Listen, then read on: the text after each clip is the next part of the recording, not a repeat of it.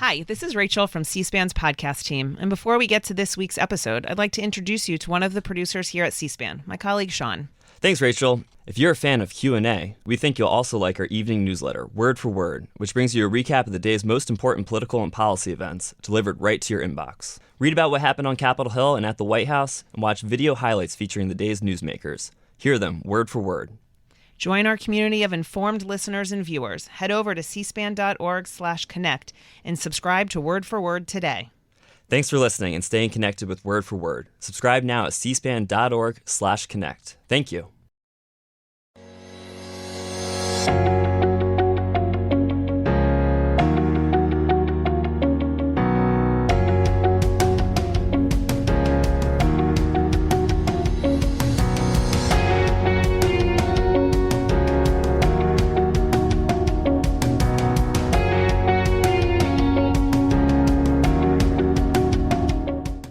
Charles Scribner III, author of this book, Scribners, 5 Generations in Publishing. Mr. Scribner, there are 2 towns in Nebraska, Scribner and Blair. What's their connection to your family's publishing history? Well, the connection is Mr. John I. Blair, who was the father-in-law of the first Charles Scribner, my great-great-grandfather. And I think it's fair to say, without him, who built the railroad and named 2 of the stops, one of them after his own family, Blair, and the other very nicely after his son-in-law's family, Scribner. If it weren't for him, I don't think I'd be here today sitting and talking with you, because he kept the firm afloat during those difficult Civil War years. And as one historian, who was the archivist down at the Princeton University Library, did a very nice 3-volume reference, illustrated history of the company, and he put it quite simply at the beginning. He said, if you're going to start a publishing company, it helps to have, at the time, one of the richest men in America as your father-in-law. So my great-great-grandfather married the right girl, I think it's fair to say, and he had a very helpful and devoted father-in-law, whom he addressed in all his letters as father. His father died when he was quite young, and I think that John Blair of Blair, Nebraska, he sort of took the place. So it wasn't just a financial boon, it was also a personal one. I might add that John Blair probably is the only American in history to have built and donated 100 churches throughout the country. Every railroad stop of his railroad lines, and he owned more railroad track than anyone in human history, and up to 2 million acres of land in America to build those railroad tracks and lines. Every stop, he believed, should have a church. So he built a church at Blair, Nebraska, at Scribner, Nebraska, and so forth. Well, why did your great-great-grandfather, Charles Scribner I, go into publishing in 1846? Why did he choose publishing? I think the short answer is poor health. He had originally started at NYU, New York University, and then transferred to Princeton. They were a very devout Presbyterian family, so I think he felt right at home at Princeton in those days. He was class of 1840, and he had originally read and studied the law. He wanted to be a lawyer, but he suffered from some sort of poor health afterwards, went to Europe to recuperate, and when he came back was told that the law was too stressful, too taxing a profession. He should find something a little less demanding on himself, and so he decided to start a publishing company instead. Were there enough American authors in 1846 to work with? There were. Well, I mean, we can think of, Nathaniel Hawthorne and Edgar Allan Poe. They were not Scribner authors.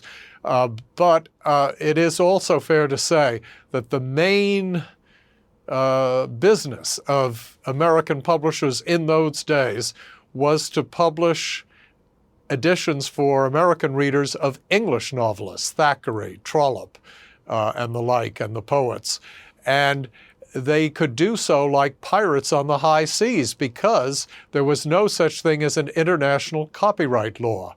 The son of the first Charles Scribner, my great-grandfather, the second Charles, he was very active in getting Congress to pass an international copyright law to protect his authors' royalties, and really to protect their copyrights in America. It was a free-for-all then, but the founding Scribner, he wanted to do something rather different. He did not set up a printing plant. He did not get into it as a bookseller primarily. He wanted to publish new works by new authors and predominantly American authors. Later on, they would have many famous English authors like Rudyard Kipling, Robert Louis Stevenson, who else? Well, the most famous of all, I think, in our history, at least the one I'm most proud of, is Winston Churchill. But that was many, many decades later, indeed a century later. No, he started, and his first book was a religious work called The Puritans and Their Principles. And you can imagine it was no bestseller, but he was very serious about his religious publishing. It was followed, by the way, by another, the clergyman who wrote it was their hometown clergyman. The Scribners originally came from Norwalk, Connecticut, and the author of The Puritans and Their Principles was the clergyman from the Congregational Church in Norwalk. But the second, the author of the first bestseller, the second clergyman that I mentioned, was a man, the Reverend J.T. Headley, and he wrote a 2-volume biography of Napoleon in around 1850, and it was a runaway bestseller and went through many, many printings. How much historical accuracy there was, well, don't know, but it was an immensely popular biography at a time when a lot of Americans, now think of this as a generation after Napoleon's death, many Americans were rather entranced by Napoleon, and they had little busts of him in their offices. And so there was an interest in him at the time. And you write in your book, Scribners, 5 Generations in Publishing, of course, nothing does more for a fledgling publishing house than its first bestseller. I might not be writing this account today were it not for the big sale at the very beginning of our history of a 2-volume work titled Napoleon and His Marshals by the Reverend J.T. Headley. By all accounts, it was far from being the model of historical accuracy, but then how many bestsellers are? More to the point, it satisfied a widespread interest among Americans in Napoleon a generation after his death. Do you know why Americans were so fascinated by Napoleon at that time? Well, I can only guess. I'm not an American historian, but America is the land of self-made successes, is it not? And as opposed to inherited titles from the former mother country, Britain. And Napoleon has got to be one of the world's most spectacular self-made men. When you think of coming from the little island of Elba and what he accomplished. Now, he met with a sad end, but like so many people, and even people in finance, he stretched a bit too far. In his case, Russia. But he was not only an enormous success story, but think of the Napoleonic law code, reforms to European governments. I mean, he really was, a great politician, a great self-made leader, and a great man of ideas. And I think that's what appealed to American businessmen at the time. Charles Scribner, you talk about your great-great-grandfather's innovations, including subscription books, magazines, a dictionary series, the Encyclopedia Britannica, These were all pretty unique at that time, correct? Yeah, he was the first. He was the first publisher to bring the Encyclopedia Britannica to the United States. It was the 9th edition. It was such a success. It sold 4 times as many copies as sold in the mother country. And it was such a success that I think the Britannica business back in the UK said, enough of this. If Scribner can sell all these sets, the advertising department bragged that if they were all lined up end to end, each volume of the series, it would stretch from New York City to beyond Omaha, Nebraska. Well, that's an inspiring thought, isn't it? Anyway, they took the business under their own umbrella, so to speak, and from then on, Encyclopedia Britannica has been published by itself in the United States. But we at least we gave it the start. Now, you write in your book that nepotism was a family business. How many Charles Scribners or how many Scribners have been involved over the generations? Well, I was the last to do it for regular paychecks, and I'm the 5th in the line. No middle names, were very unoriginal, very redundant. Charles Scribner, Charles Scribner, Charles Scribner. It was quite difficult in the book to write about these different generations without making them sound like kings. I say that because now, at last, we have a King Charles III. But we had a Charles II, not we. Well, yes, we in America. He was our king too. So usually I refer to them as my great-grandfather or Scribner. It was a little awkward, but to answer your question, my son, Charlie, who's an environmentalist, a conservationist in Birmingham, Alabama, keeping the drinking water for the city of Birmingham clean by suing polluters. He, as a college student, worked summer jobs in the reference division of the company. So you could say actually 6 Charles Scribners got to know the publishing company and actually contributed toward the books. The 7th is all of 7 years old as we speak now. So it's too early to rule him in or out. When you look back at your ancestry, Mr. Scribner, who really moved the company forward in your view? Well, you've got, I guess the founder has always got to be given the first place, right? Of any institution. But I would say that largely as a function of longevity, as much as anything else, it was his son, Charles, the second Charles Scribner.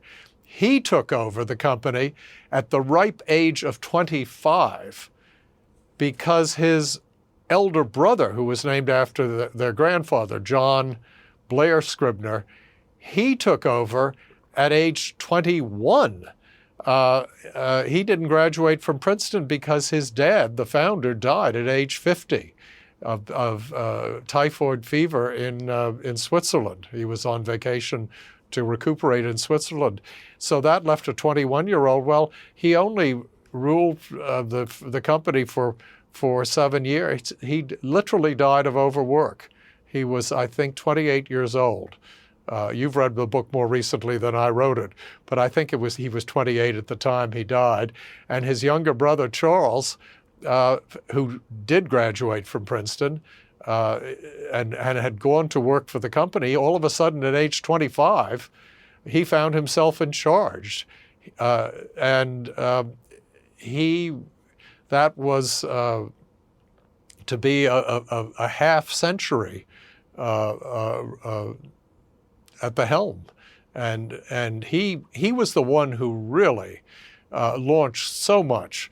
The Scribners magazine, for example, in 1887, which had a 50-year run. It finally went out of business in 1939, but that's a pretty good run.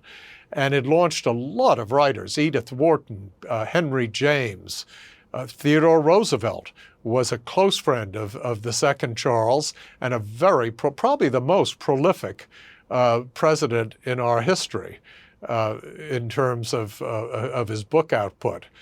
And he was a very, very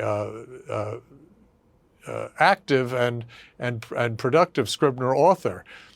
He also was a bit of an egotist. My great-grandfather was very fond of him, and he used my great-grandfather as his sort of eyes and ears in the New York business community when he was president. They were very fond of each other, but at one point, in one of Roosevelt's books, his publisher had to send out to the foundry. In those days, books were printed with lead type. It was all typeset. And they had to send out for several hundred, maybe thousands, of more capital letter I's because we didn't have enough for Roosevelt. My great-grandfather referred to it as the vertical pronoun, and Roosevelt used it quite heavily.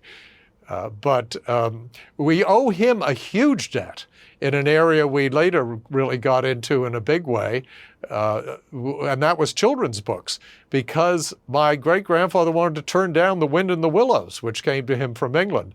And President Roosevelt said, absolutely not. It's going to be a classic. You must publish it. And we did. And that was followed by Peter Pan, which also had a good long run, and I think it's still, both books are still read today, aren't they? Well, we're going to, throughout this discussion, look at some of the Scribner authors throughout history. Here's a couple. Henry Adams, who wrote History of the United States in 1889. Edith Wharton. Her first book was The Decoration of Houses, which we'll talk about in just a second.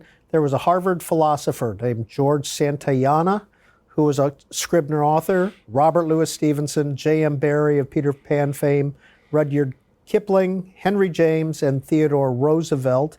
But Edith Wharton did not gain fame from The Decoration of Houses. Is that correct? No, she didn't. But boy, she liked to live in fancy houses. She was a terribly successful and wealthy author, but she always outspent her royalties, and finally, I'm afraid, was lured away from Scribners because she was too much in our debt with advances, and she was lured away to Appleton. But she wrote her early novels for Scribner. No, the Decoration of Houses was co-authored with a man named Ogden Codman Jr. And you're absolutely right. She had great taste. She wrote a book of Italian villas, for example. She was an expert on European, French, and Italian gardens. But she's not primarily known for her decorating. She's known for her fiction. And books like The House of Mirth or The Custom of the Country. Ethan Frome, which I read as a student. Maybe you did too. It was assigned reading in school when I was a high school student. I want to ask you about George Santayana, the Harvard philosopher. If we read, he was quite well known in his day, correct? Very well known.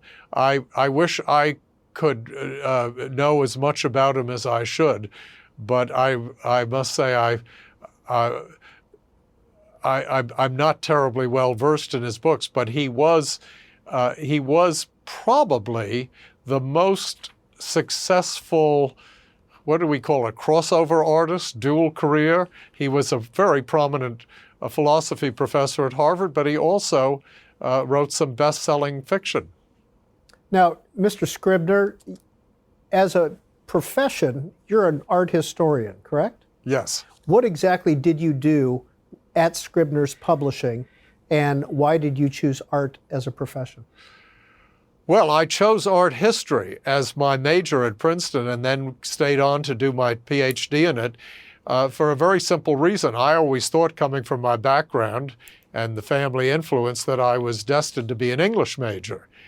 But I was a very slow reader, and the amount of pages assigned by the Princeton English department, except for my favorite course, which was Shakespeare, that wasn't so bad. You know, plays have to be rather concise because they have to be performed within 3 hours or so. But most of the English classes had huge reading lists, and I was interested in history via Kenneth Clark's wonderful series on PBS I guess sophomore year, or anyways, the beginning of Princeton, and called Civilization. And I took a course in medieval art, early Christian and medieval art, and I was hooked. And I thought, this is the way I want to learn history, through the images. I'd rather study the images, the architecture, the paintings, the sculpture, the manuscript illuminations, and leave the long reading assignments to others. So I wasn't an artsy type. I'm not an artist myself, but I thought the art as a mirror of history. And I really got that through Kenneth Clark's Civilization. That's the way I wanted to study history, and I loved every minute of it. And in fact, the book I wrote just before this one was kind of a distillation of 50 years of study, in that it was called Sacred Muse, a preface to Christian art and music. Very short. It can be read in 40 minutes. Why is it so short with such a broad subject? Because I was in Florida for vacation for 2 months with my wife, and I didn't have a project, and I only had my iPhone. And if you want to guarantee that a book will be short, like The Old Man and the Sea, write it on your iPhone, digit by digit. And you've written books on Bernini and Paul Rubens and some others, including The Triumph of the Eucharist. Religion plays a theme throughout your history, doesn't it? Well, it does. And and it's a theme throughout Scribner's history. As I mentioned, it started as a religious publishing house, but it didn't give it up. In the 20th century, it really broadened. In the 19th century, the greatest reference project was massive. I can't remember how many volumes. Was it 20, 25, 30? Huge. It was Lange's, biblical commentary. It was by a German Protestant theologian, and it was a multi-volume commentary on the Bible that Scribners, in partnership with a Scottish firm, T&T Clark, published, and it took decades. I can't imagine such a project being done today when publishing houses are owned by public corporations. The shareholders wouldn't have the patience or endurance to wait that long to see a profit. But that was one advantage of being a family company back then. One could take on very long projects. But in the 20th century, we published the great German theologians Paul Tillich, Bultmann. I suppose the most famous to our audience here would be the theologian Reinhold Niebuhr, who is still widely read today and wrote a great deal about politics and religion. The great Jewish mystical theologian Martin Buber, we published his I and Thou, among other books. The Catholic theologians Jacques Maritain, Etienne Gilson, even Fulton J. Sheehan, a couple of books by him, Bishop Sheehan, who's up for canonization. I mean, we may be the only publisher who has an author who's being considered for sainthood, and so forth. I don't want to be listing lists. Now, Mr. Scribner, you do have a pretty strong Episcopalian Presbyterian background, but you write that Catholicism is your chosen faith.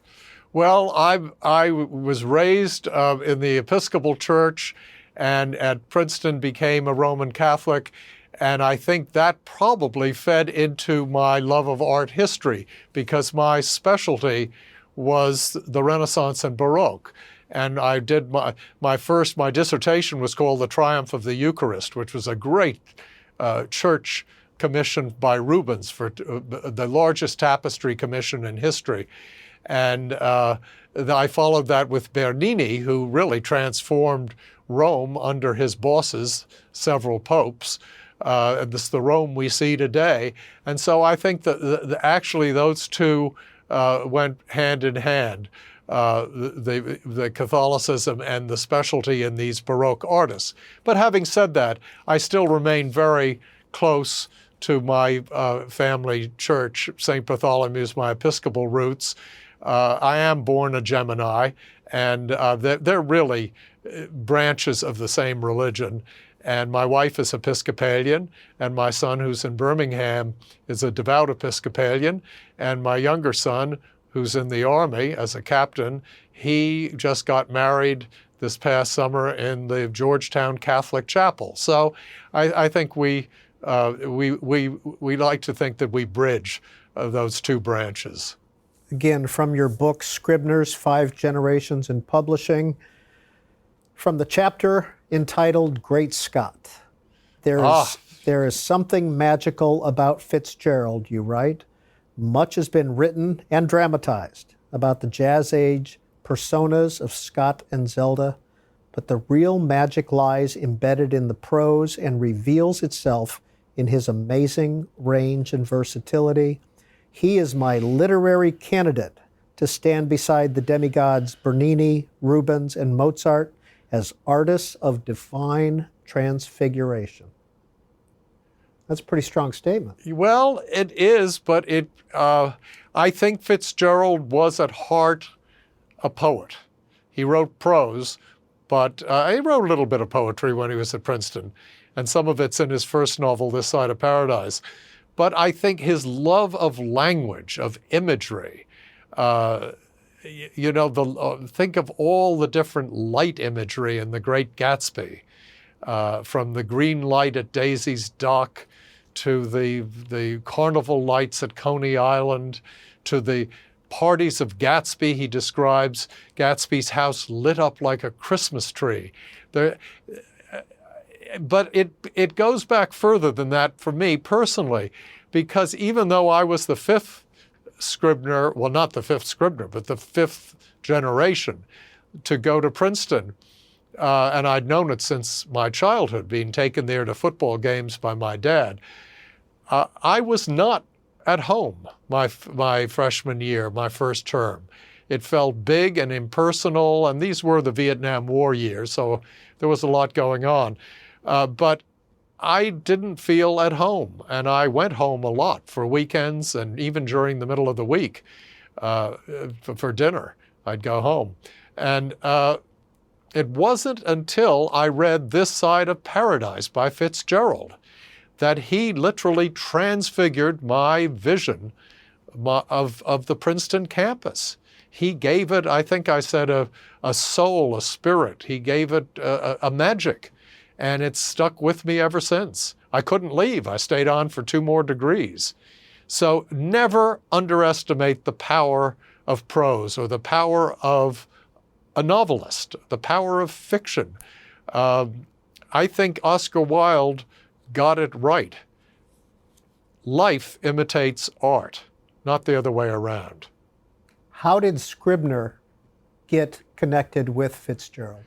Thanks to a very patient, determined, and brilliant young editor from Harvard, I might stress. Not all came from Princeton. Maxwell Perkins, and I think the next chapter is called Editor Maximus, because he was probably the most famous editor of the 20th century, Maxwell Perkins. And he got Fitzgerald's manuscript. It was sent to him on the recommendation of another author, Shane Leslie.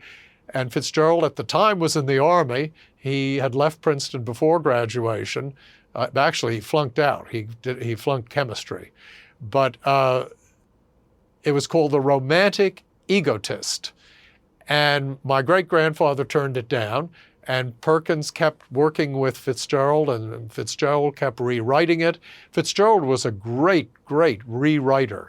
He was like a sculptor. He would, like Bernini, he would polish, polish, polish until it finally had the form that satisfied him. The second time it was turned down, but Perkins didn't give up, and neither did Fitzgerald. And the third time it was submitted, he gave it a very poetic title, This Side of Paradise, which comes from a poem by that beloved British poet, a casualty of World War I, Rupert Brooke. And that was published to great acclaim and really launched Fitzgerald's fame as a very young writer. Was The Great Gatsby a success immediately? You write in your book that more copies are sold today every 2 weeks than the cumulative total in Fitzgerald's lifetime. That's a pretty astounding figure. Yes, it's tragic. It got some very good reviews. There were writers who saw its genius, among them the Scribner author Marjorie Kinnan Rawlings. I think Hemingway admired it. Also, Hemingway came to Scribner's thanks to Fitzgerald. So if Fitzgerald did nothing else but serve as a scout in Paris and bring us Ernest Hemingway, he would have earned his fame in the pantheon of literature. But it got some good reviews. It got some poor reviews too. It sold okay, but it wasn't a great bestseller. The irony is that it was adapted to a play for Broadway by Owen Davis the next year and was a hit on Broadway. And then think about it, it was made into a silent film which has been lost except for a small clip you can see on YouTube from the little remnant of the silent film. But then think, fast forward, post-World War II, no fewer than 4 major Hollywood films have been made of The Great Gatsby. And when Fitzgerald died, very young, he was 43 in 1940, he left behind in our warehouse on 43rd Street copies of the 1925 printing of The Great Gatsby. It never was out of print. The truth is even sadder. The copies were there in our warehouse. Nobody was ordering them. It was World War II, and the program of sending paperbacks for free to our GIs, and in this case, The Great Gatsby was sent to the GIs at the end of the war when they were occupying Germany. And the great Fitzgerald scholar, the late Matthew Brookley, estimated that these copies changed hands because, a soldier would read it and then it would pass on to another soldier. It probably got 1 million new readers of the next generation, the World War II generation, not Fitzgerald's generation. And after the war, that's when its apotheosis took off. And it gained sales and it began to be assigned reading in school, as it was when I was in high school. It was an assigned novel. It then went into paperback. There were, as I mentioned, the movie came out, I think it was 1949. It starred Alan Ladd as Gatsby. And it was just going gangbusters. By the time I came into Scribner's the year after the Robert Redford Mia Farrow film was made in 1974. That's probably up until the latest one with Leonardo DiCaprio was the most famous. Designed by Ralph Lauren, it really gave him his start too. We were selling mainly to the schools, to students, to read in class, about 250,000 copies a year. And then, of course, there were many sold abroad in translation and English language editions abroad. By the time I left Scribner's, 30 years later, the sale had doubled. I think it sells now in America alone 500,000 copies a year. Amazing. Mr. Scribner, does Scribners, through whatever machinations, still get revenues from the sale of Fitzgerald books? Yes, to the family members. Of course, the member I worked with, and my father even more closely, was his only child, his daughter Scotty, who was an absolute delight and a very talented person herself. She wrote some introductions to her father's book, and she inherited some of his talent. And Zelda, for all her craziness, alas, was very gifted as an artist with sort of surrealist pictures. And she wrote too. I think Fitzgerald helped her a bit. But in the 90s, Professor Brookley, at my commission, put together the collected writings of Zelda Fitzgerald, and they're not bad. They're not Mozart. They're more Salieri than Mozart, but they're good. And the grandchildren now are the generation that are alive and still getting some royalties. But alas, these books, and the main one, which made the bulk of the royalties, is now in the public domain, which means that if you look on Amazon, there are probably dozens of editions, some quite corrupt, others more faithful, of The Great Gatsby, and sadly on those, the heirs get nothing. The book now quite literally belongs to the public. And why is that? Why did that just recently happen? Well, it would have happened a good deal earlier. It would have happened, the original copyright law, when I came to work at the ripe age of 24 in 1975, the length of copyright was 56 years after publication. So help me. 56 years. 25 and 56, correct? So it would have been 1925, and 56 would be... 81. Oh, the year my son Charlie was born. Yes, that would have been a happy year and a sad year. Sad for us because we would have lost all the publishing profits. Everybody would have been publishing The Great Gatsby. Happy because of the birth of our son. But Congress, and we can thank Mickey Mouse for this, Congress, with the strong lobbying of the Disney company, extended the copyright law for another 19 years, I think. And then, now my math is bad, but then again with the lobbying of Disney, that did not want to see Mickey Mouse and Donald Duck go into the public domain, it was extended, I think, another 10. Anyway, it went into the public domain just shy of its 100th birthday. I think it was in my century. No, 2021 or 2022, thereabouts. Some more Scribner authors that we want to note: Benito Mussolini, Winston Churchill, Leon Trotsky, Thomas Wolfe, Marjorie Rawlings of the Yearling fame, a woman named Marcia Davenport, Charles Lindbergh, who, according to one of the earlier Scribners, said he was the fussiest author he ever had to deal with, James Jones, who wrote From Here to Eternity, and Clarence Darrow. I want to ask you about Marcia Davenport. Oh, well, thank you. Because she was a pretty well-known novelist in her day, wasn't she? I think I have probably written more about Marcia Davenport in this book because I was immensely fond of her and really wanted to get another novel out of her. I never did. But I was very fond of her in her later years. I met her when I was a teenager, briefly, but got to know her, I think, the year she turned 75. And I was traveling back and forth to the West Coast that year, and she was living in Carmel, California.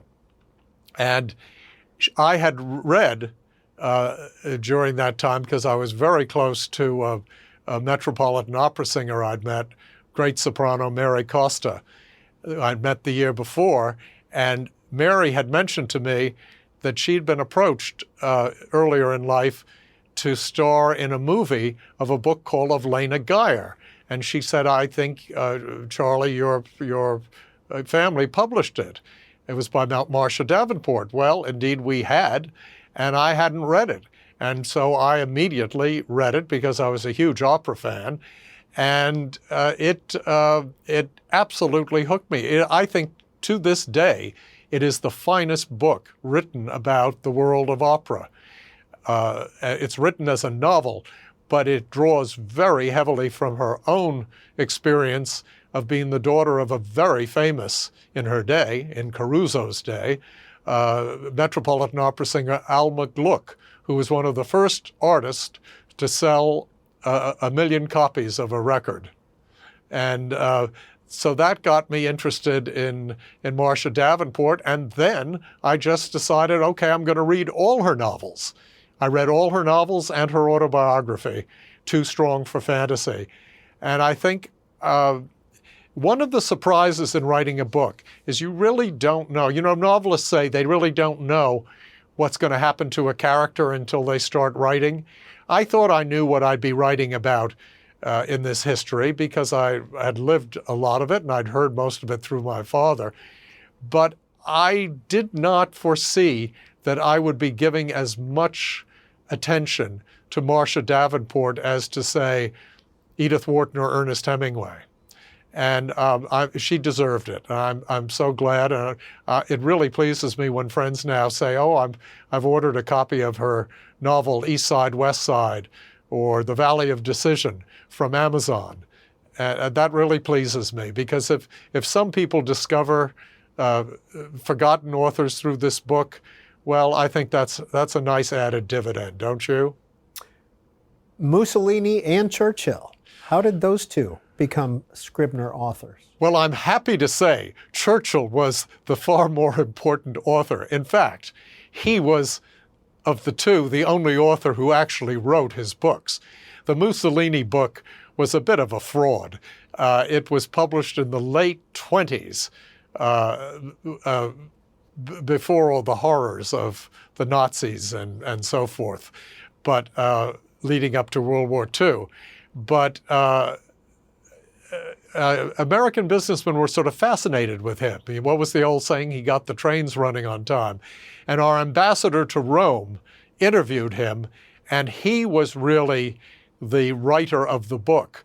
Mussolini gave a lot of interviews. It was based on his stories, but he didn't write it. Churchill actually, he was the author of his own books and probably one of the finest authors who ever lived in terms of historical writing. I did discover in writing this book that our ambassador, his name was Child, and he wrote the foreword to the book. And my father had told me when I found this book on the shelf in the library, I think Dad would have been happier if I had not discovered it. He was not immensely proud of that book in our history. But, you know, we did publish 3 years later the famous communist Bolshevik Leon Trotsky. So, you know, we were balanced, I guess you could say. But I did find out that the ghostwriter was a young Italian, Luigi Barzini Jr., who after the war came to America and wrote a best-selling book in the mid-60s that really explained Italian culture to Americans. It was called The Italians by Barzini. So think of it. Back in the 1920s, he was ghostwriting Mussolini's autobiography. The amusing thing about the biography that struck me when I took it off the shelf, it still had its jacket. And on the jacket was script, presumably in Mussolini's own hand. And it said, "There is no other autobiography by me, Benito Mussolini." And I thought, he doth protest too much. And we should mention that you write that Scribner advances kept Winston Churchill solid financially during his years in the desert or in the wilderness. Yes, but when he was out of office, that's true. He really earned his livelihood, and it was an expensive livelihood. I think I mentioned that the multi-volume set of the history of World War I, called The World Crisis, with the advance he got on that at the beginning, he bought a Rolls Royce, and it helped with the expenses of his country house, Chartwell. We didn't earn out those advances. I mean, in today's dollars, we advanced Churchill millions of dollars over the years.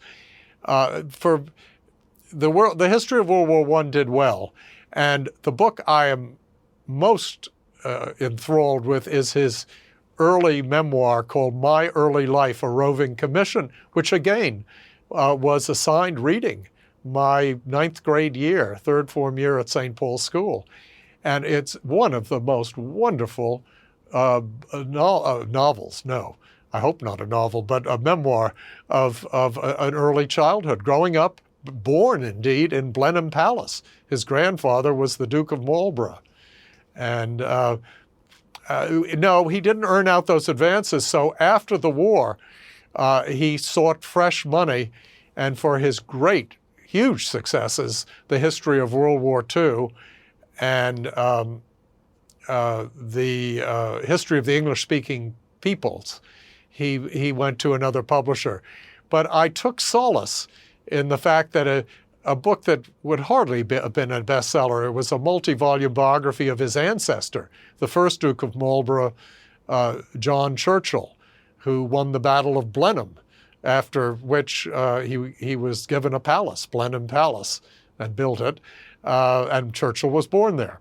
That I look back and I thought, well, we didn't earn our advances back, but they were good books, they were well reviewed, and most important, they kept this great man, I would argue perhaps the greatest man of the 20th century. It kept him afloat so that he was ready to assume the prime ministership and become perhaps the greatest war leader who ever lived. I think I said winning, I may have exaggerated, but I do feel on some level it's true to say that Churchill helped win a world war with words.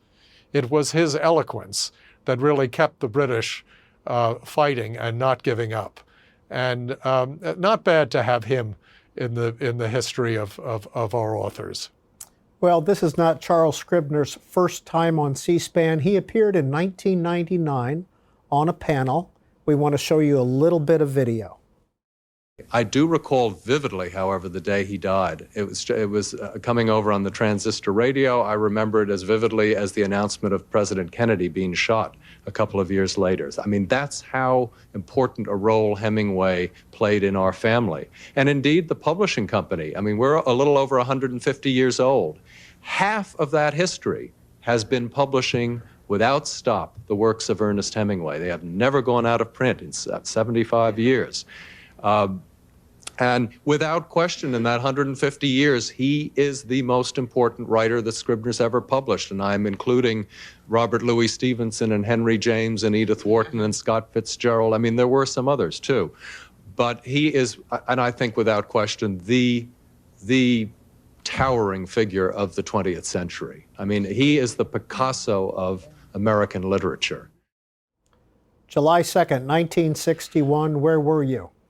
July 2nd, 1961, I was out in Far Hills, New Jersey, playing ball with my two younger brothers. And I remember over the transistor radio, the announcement, sudden announcement that Ernest Hemingway had shot himself and was dead.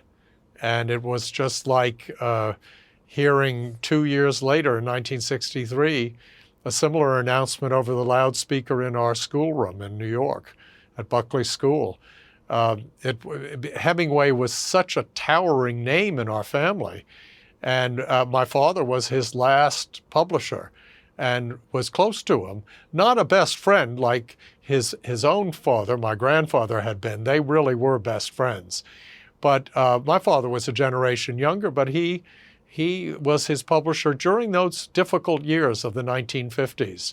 When Hemingway's health was beginning to fail, and the poor man survived 2 near-fatal plane crashes in Africa. So he had a lot of challenges.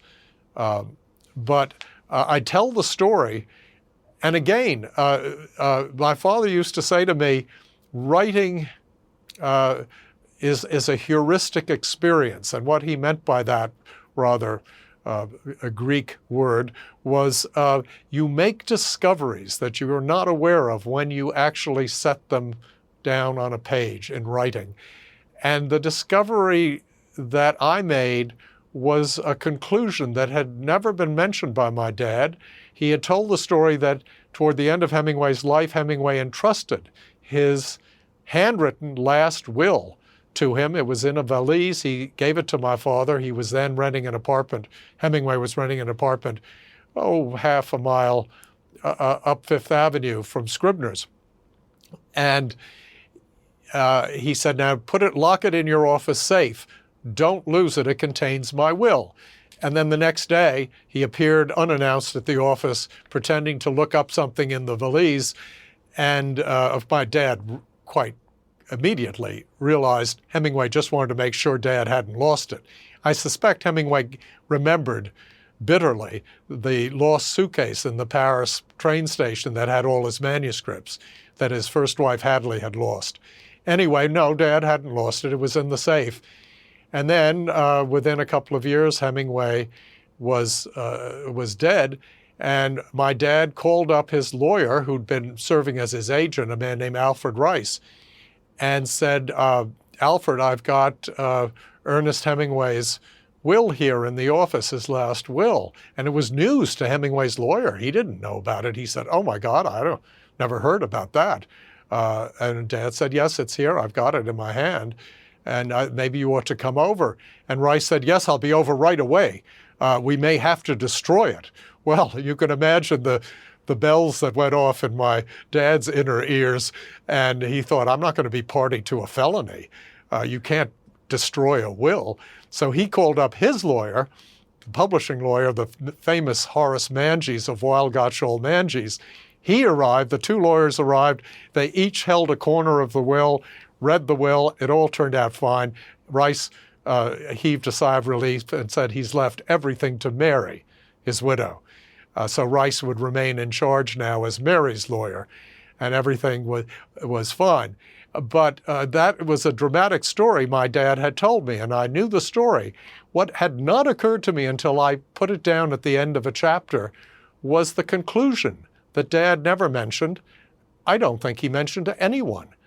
Perhaps he didn't give it much thought himself. He was a very modest man, despite all his great intellectual and scholarly talents.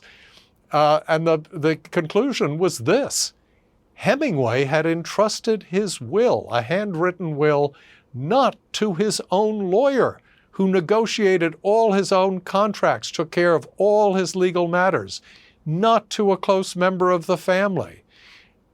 Who did he entrust it to?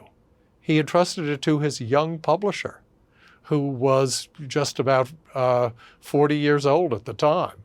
And I thought, wow, that speaks volumes about the relationship between Hemingway and the son of his best friend and publisher, the third Charles Scribner. And here's a little bit from Ernest Hemingway's letter to your father on the death of your grandfather. I won't try to write to you how much he meant to me as a friend and as a publisher. He was the best and closest friend that I had, and it seems impossible that I will never have another letter from him. It does not do any good to talk about it, and there is nothing to say that makes it any easier. Since he had to die, at least he has gotten it over with. So there was a little bit of humor in their relationship. Yeah, that's classic Hemingway, isn't it? Since he had to die, at least he's gotten over it. But then the letter goes on to say, and my dad at the time, I was an infant in Washington. My dad had been called back to duty as a cryptanalyst, breaking naval foreign codes, enemy codes, during the Korean War, as he had during World War II, the Japanese code. And he had to commute one day a week back and forth to New York to the office because he was now in charge. And Hemingway went on in that letter in the most reassuring, really affectionate and thoughtful way. It was the side of Hemingway that the caricatures do not capture, the tough, macho bully. No, he was extremely sensitive and thoughtful, and he reassured my dad. He said, you'll never have to worry about my loyalty. You never have to worry about my finances. You've got so much with the Navy and the House of Scribner and the estate to manage. Don't worry about me. And then at the end, he wrote a typical Hemingway postscript. He said, P.S., don't know your rank, so address this as a civilian. E.H. Classic Hemingway. Scribner authors Reinhold Niebuhr, Frank McCourt, Angela's Ashes, Don DeLillo, Salman Rushdie, Hillary Clinton, Anthony Doerr, All the Light We Cannot See, Stephen King, Jesmyn Ward is another. Who owns Scribners now? Well, those names that you have just mentioned really belong to the current administration, post-family ownership. We can take no credit for those. Well, did you begin with Reinhold Niebuhr? I did. But the modern ones, the current ones, right. Anthony Doerr and Ward and Stephen King and so on, they belong to the current administration, which is headed by Nan Graham. And it's an imprint at Simon & Schuster, which has just been bought by Henry Kravis's organization. Ironically, Kravis, together with the administration of Macmillan, with which my dad and I had orchestrated a very friendly and desired merger of Scribners into Macmillan to give it a solid foundation in the 80s. It was bought by this pirate, Robert Maxwell. You've probably heard of him. He went overboard on his yacht, the Lady Galen, 3 years later. But Henry Kravis's company and the management of Macmillan, they lost out in that bidding. And now here we are. That was 1888. 18, please. I'm living in another century. 1988. And here we are, 35 years later? And Kravis's company buys not only Scribners and the Macmillan titles, which are now part of Scribner, but all of Simon & Schuster, which is where Macmillan and Scribner ended up after Maxwell went into bankruptcy and his assets were sold. So, you just got to hang in there. History has a way of coming around, doesn't it? So any family connection anymore to Scribners? None. Charles Scribner, we have 1 minute left. You tell an interesting story about the artwork on the front of your book. Oh, you mean the painting. The pastel of the, I would say, the prime example of nepotism being a family business as well as publishing. For that location, the famous one that people today of a certain age will remember buying books in the Scribner bookstore opposite Rock Center on 48th and 5th. The building still stands. It's a New York landmark. Our name's still on it because the name was in brick on the side, and landmarks won't let anything to be changed. So I call it my tombstone on 5th. Anyway, back in 1983, so exactly, 40 years ago, I saw this artist. I'd met him before, very talented artist, Kamil Kubik, a Czech artist. He used to do the Christmas cards for Bush 41, for the White House. Very talented artist, mainly of buildings and landscapes. And he had his easel set up right outside. It was my lunch break. And I went up and I saw him doing a pastel of the building. And I said, oh, I've got to buy this. I think he was just doing it for his own enjoyment and maybe on spec. And so I bought the pastel, kept it at home. And now, years later, 40 years later, it's now on the cover of my book. I couldn't imagine a nicer image. And I say family nepotism because the architect was my father's great uncle, my grandfather's uncle, Ernest Flagg, who is most famous perhaps today for designing the buildings at Annapolis. But he also did the Scribner buildings. And he once did, it's torn down, the tallest building in the world for one shining moment, the Singer Sewing Machine Tower in Lower Manhattan. That was torn down, I think, in the late 1960s, 68 or 69. Once the tallest building in the world for a few moments. But I'm so glad you mentioned that pastel, because I was very fond of Kamil Kubik. I later commissioned him to do a beautiful pastel of my family, my childhood church, St. Bartholomew's, now a national landmark on Park Avenue, just a few blocks away, where my dad had been senior warden. Charles Scribner III is the author of this book, Scribners, 5 Generations in Publishing. We appreciate your spending the last hour with us here on C-SPAN. Oh, thank you so much. It's been such a treat to indulge in all those happy memories with you.